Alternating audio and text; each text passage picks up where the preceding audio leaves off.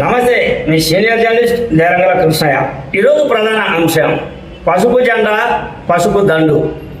ఎక్కడ చూసినా పులివెందుల నియోజకవర్గంలో ఇదే. పులివెందుల నియోజకవర్గం 7 మండలాలు. ఈ 7 మండలాల్లో అక్కడక్కడ మండలాల సైతం వారి వారి స్థలాల వద్ద వర్చువల్ పద్ధతి ప్రకారం మహానాడు కార్యక్రమాన్ని ఏర్పాటు చేశారు. ఈ కార్యక్రమంలో 7 మండలాల కార్యకర్తలు, నాయకులు హాజరు అయ్యారు.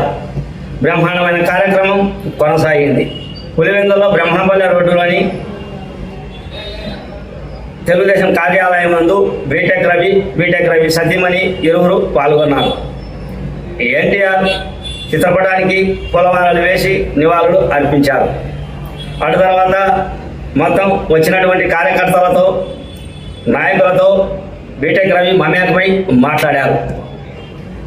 అనంతరం మిగతా మండలాలు సైతం కవర్ చేయబోయి ఆయన ఆ మండలాల సైతం ఆయా పార్టీ కార్యక్రమాలు ఎక్కడెక్కడ ఏ విధంగా జరుగుతున్నాయి అనే కోణంలో అక్కడికి కూడా ఆయన వెళ్ళాడు, పర్యటించాడు.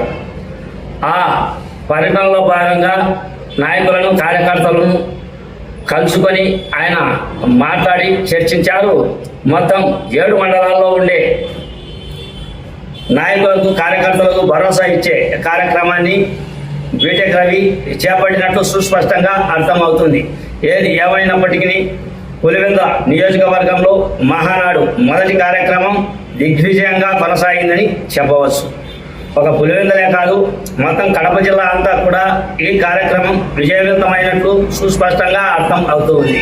అదేవిధంగా ఆంధ్రప్రదేశ్ రాష్ట్ర వ్యాప్తంగా కూడా ఈ కార్యక్రమం విజయవంతమైనట్లు సోషల్ మీడియా ద్వారా, అటు తర్వాత మెయిన్ ఛానళ్ళ ద్వారా చూస్తూ ఉంటే దిగ్విజయంగా ఈ కార్యక్రమం కొనసాగినట్లు తెలుస్తూ ఉంది.